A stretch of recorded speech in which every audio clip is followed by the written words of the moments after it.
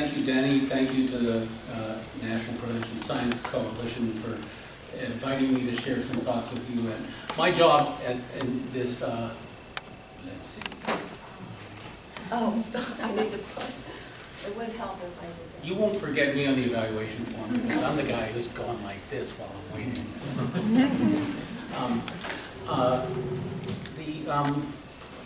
I'm the person who's going to set some context for the next two presentations.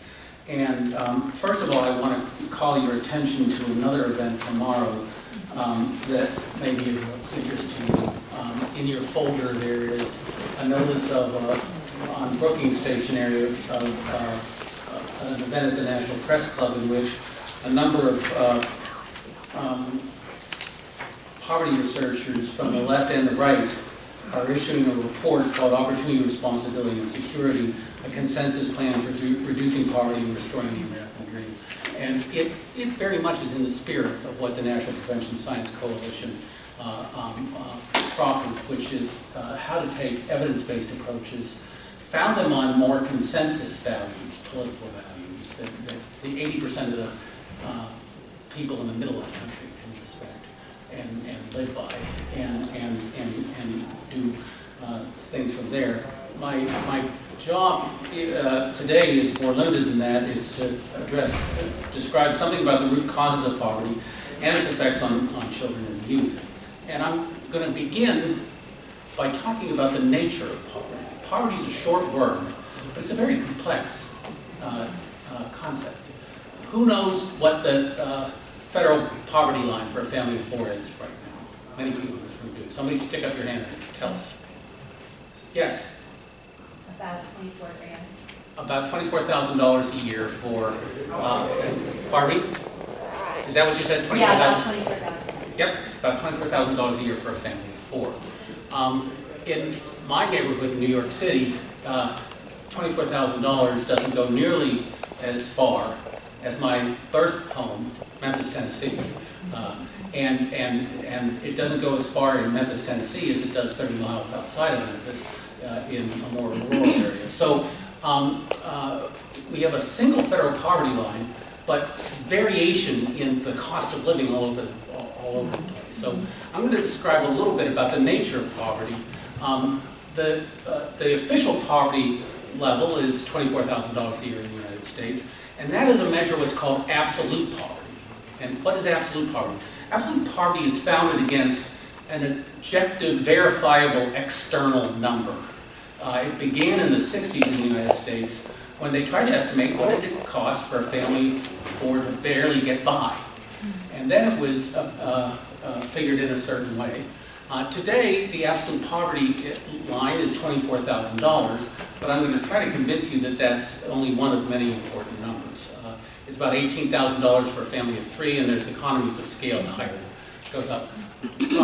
Relative income poverty is actually the way most of our economic competitors measure poverty. And it is measured as about half of a median family's income. Now, it turns out in the United States, for the last 20 years, half of a median family income is higher than the absolute poverty line. The median family income has been in the 50s, adjusted for inflation. And so the poverty line would actually be higher, and it's why when you see comparisons in Europe and other industrialized countries in the United States, you might get different numbers than our absolute poverty number. Think of relative poverty, though, as more the low end of income inequality. It's how far away you are from the middle of the country, not whether you're meeting your basic needs or not. Subjective income poverty is, and I'm going to ask you to do it right now, what does it take for a family of four to just barely get by in Washington, D.C.? The number is not the same as $24,000. On average, across the country as a whole, the relative poverty line is about twice the poverty line. So on average in the United States, it's about $48,000 a year now. But in Fairfield County, 35 minutes on the Metro North from my city, it's $72,000 a year. And in Birmingham, Alabama, it's about $40,000 a year. So it varies by the cost of living. I'm not going to go into material deprivation, but material deprivation isn't exactly the same as poverty. Material deprivation has been going down, but poverty hasn't been. And income, the way we define poverty, making $20,000 a year with a $600,000 savings account is different than making $20,000 a year and having $6,000 in debt. Those last two are measures of wealth, assets minus debt. And students are poor, income poor, but they are wealthy in other kinds of ways. Now, I mention all this because you can't design a policy unless you know what your measure is that you're going to try to change. Changing absolute poverty is different than changing relative poverty, is different than changing subjective poverty, is different than changing wealth. Now, I'm going to do what the rest of America does. I'm going to now talk about the official poverty measure, absolute poverty. But I wanted to at least complicate things a little bit to begin with, because the science measures these things in different ways. This is a figure of, is there a point on this? The answer is no, I can turn that sucker off.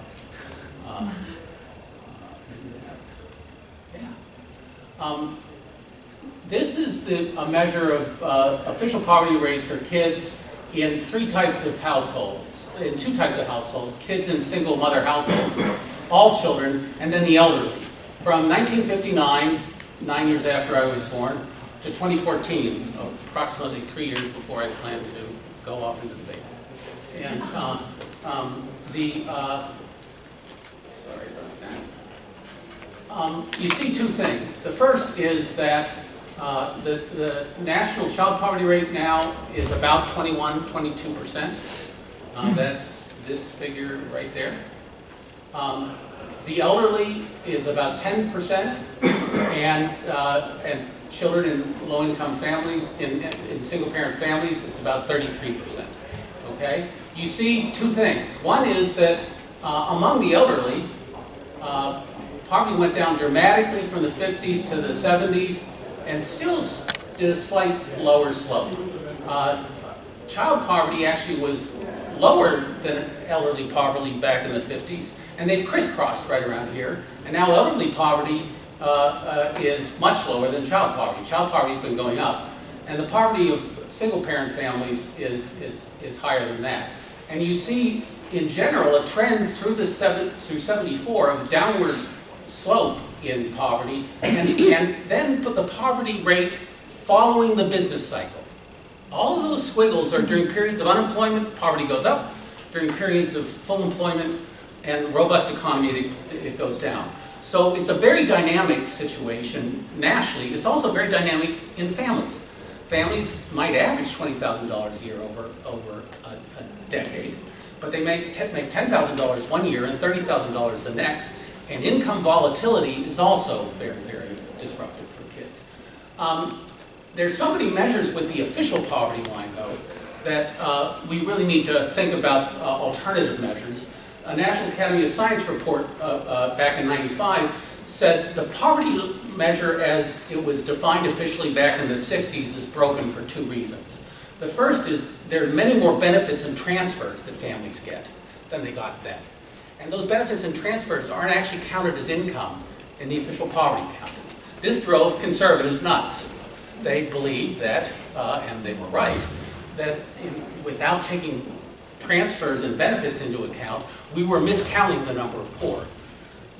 Liberals recounted that there's also a lot more expenses. Women now are in the labor force, and there's childcare costs. And the taxes are much higher than they used to be. So what this alternative measure tries to do is factor all those things in, and it has the ability to actually adjust for the cost of living too. When you do that, you get a slightly different impression of what's happened over the last 5 decades. You still see that there is a decline in poverty, but this is now child poverty rate. No, this is the full poverty rates. Full poverty, the national poverty rate according to this alternative measure, was much higher back in '67 than the official rate, almost 10 points higher. But it's gone way down to 16%, whereas the official poverty rate has fluctuated and is now at about 15%. So we have a better measure, and both conservatives and liberals are right. Poverty's gotten better, poverty's too high. Poverty's gotten better. This is our best real estimate. Poverty's still too high. The current estimate is about the lousy estimate that we've had for all that period of time. So that's the nature of poverty. And one other thing I'll mention is that the federal poverty line of 24,000, about half the people who live below that line live below $12,000 a year. Extreme poverty. Imagine living on 12,000. And near poverty, twice the poverty line, almost 44% of kids in America live within 200% of the federal poverty line, approaching a majority of kids. I'm not going to go through all the multiple causes of poverty. I'm going to just give you a very quick thumbnail stretch of the types of things that exist and that prevention science and public policy have to take account of and address. Macroeconomic performance, per capita GDP, the business cycle, all those kinds of things that you saw squiggles. Labor supply incentives. There's ways that public policy disincentivizes work. There's ways in which it incentivizes work. The balance of incentivizing and disincentivizing are structural conditions of the labor market that affect poverty. Labor supply incentives that affect poverty. Structural labor markets, it used to be that a high school education could produce a non-poverty wage job. Now a bachelor's degree produces non-poverty wage jobs. There's much greater return on education. And that's a structural change in the labor market that really disadvantages lower educated people now, even more than 20, 30, 40 years ago. There's also social factors, racial discrimination, the failure of schools to close the achievement gaps. Schools in many countries begin with kids who are less equal, and they become more equal by lifting up the bottom over time. There are many countries in the world that do that. We keep the gap that went into school and expand it some, instead of contract it. And that's what I mean by failure of the schools to offset the race or income gaps in achievement. And intergenerational processes, I'll come back to that. Finally, another whole sector of root causes of poverty are the ones that obsess this town and this building, and that's policy. And poverty is not a natural condition. It's not like the weather or the stars. It's constructed. And it's constructed in part by policies. Policies that are based on faulty premises. If we spend a lot of money on something where the premises is not true, and therefore we don't get the result of reduced poverty, that's a faulty, that's a policy problem. Policies that are inefficiently implemented or that create perverse incentives. The whole 1995 Welfare Reform Act was about the perverse incentives of AFDC, okay? We removed those perverse incentives by creating work conditions. That helped during a period of economic growth, and it's hurt during the bust. And finally, sometimes just investments in some areas are just too low. We spend about 4,000 public dollars a year nationally on the first 5 years of life per kid. We spend about $15,000 on the next period of life from K to 12. We spend 4 times as much when it's half as important. That's an example of an investment that's too low based on a faulty premise. So there are many root causes to poverty. And finally, what about the effects on children and youth? The consequences and effects of poverty. This also could take, you can tell I'm breathless. I'm breathless because there's so much I want to share with you, and there's so little time to do it. But there are very significant disparities in well-being, and I want to introduce a concept that's at the center of prevention science, and that's the concept of mediating processes. How does poverty get into a kid's head and under their skin? What are the mechanisms by which poverty has its adverse effects. There's been enormous scientific progress on that in the last period of time, and I want to mention that briefly, because it's at the heart of the prevention science approach. Disparities in child well-being begin with their health. Higher neonatal and post-neonatal mortality. Poor kids die more often in infancy. Injuries due to accidents and to physical abuse and neglect. Asthma. Many other health disparities between the young children and the older children, poor families compared to less poor families.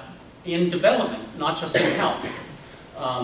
The Head Start movement was founded on research that showed that low-income kids had lower IQs than higher income kids, and believed that development was malleable and that could be overcome by giving poor kids a head start. But in many cognitive functions, we see that poor kids, it's not irreversible, but they suffer from attention problems and a variety of other cognitive processing problems that are associated with poverty. Lower reading and math scores, repeat grade and school dropout, and as the Prevention Science Coalition emphasizes, more mental, emotional, and behavioral problems. All of these things are the legacies of poverty. There's a long time in which the science could not prove that poverty caused those things. Just like for a long time the science couldn't prove that smoking caused cancer. But my grandmother knew it. My grandmother knew that smoking caused cancer, and we all know that poverty has adverse effects. The science has gotten much better. There's now really good causal evidence that poverty causes these problems, isn't just caused by third factor issues. And the reason that's important is because prevention science is based on the notion of what actually causes the underlying problem. Can you target causes, and can you target mediating mechanisms? What can be done? In my opinion, we're no longer asking the question of how poverty has a causal effect on health or development, but it's how, under what conditions, and in this town, what can we do about it? And what can we do about it is the critical things. So there are many mediating processes. We didn't know 30 years ago, the way we do now, about toxic stress. About not the normal stress that, Denny took 5 hours to get to Washington today, driving from Penn State because of an accident. That was stressful for her. I left my gosh darn laptop on the train. Yeah, now you're really My strife made no difference. But your life, No, I'm bereft. Toxic stress is different. Toxic stress is extreme stress that's chronic and that really changes underlying physiology. It changes your immune system. It changes many things. And there are biological, neurological, physiological processes related to toxic stress that's related to poverty that does appear to be a major causal mechanism. Family and parenting. Parents who are under extreme stress become harsher and more punitive. They become less attentive. And these are not the parents' fault. They are, like poor families are income poor, there's experiments now that test the effects of time poverty on people. Guess what time poverty does? It does the exact same thing to us that income poverty does. And so don't think of this as personal characteristics. Think of these as situational things. Social, relational, network, organizational, community. I'm going to close now by asking you to pull out the second handout that I contributed, which is my summary, the root causes of poverty and its effects on children and youth. And on the back of it, I've drawn a research geek figure that resembles research geek figures that many of us have, that describe how what we know now, some of it causal, some of it correlational, about how poverty, how different conditions affect families and how poor they get in different ways. So parent education affecting poverty and low income. How those in turn put children and families on pathways where they go into different institutions, have different types of relationships, and are affected differently individually. And then that in turn affects their physical health and development, their mental, emotional, behavioral health, and their cognitive language and learning development. There's evidence for each one of those links in the research literature, and this research heritage is something we can harvest to target the kinds of interventions that we're talking about here. And it looks complex, but so's climate change. So's tax policy, okay? We can't shrink from the complexity, but we can find strategic levers and try to make a difference. And if we do, so I've tried to do 4 things. I've tried to convince you that poverty is multidimensional in nature and complex, complexly determined, very unevenly distributed, that the levels of poverty, no matter how you measure it, are too high by international standards. It's associated with and causes many problems, and that a more complete and precise scientific understanding of these causal processes that mediate the effects of poverty on child and human development is needed to better inform program and policy design. If we do that, then maybe the kids born in 2014 will have a different fate than the kids born in 1964. And this is a graph of the probability of winding up in a different income quintile depending on what income quintile you were born into. This is born into the bottom fifth of income distributions, second, third, fourth, top fifth. And as you see, 43% of children born in the bottom quint do not escape the bottom quint in adulthood. But fully 40% of the children born into the top quintile of income remain there, and only 8% of them fall into the bottom quintile. If those were all even, 2020, that would be a sign of mobility in America and equality. But we face that, and therefore we face this kind of condition where in 1964, this was the income of what kids who are now, as adults, 30 to 39, what their family's income was.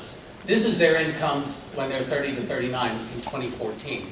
And that's a definition of income inequality. That is a definition. Where you start affects where you end. And as you see, there's been no growth in income in the bottom 3 quints. The top 2 incomes, hallelujah, the American dream is alive and well. Thanks very much.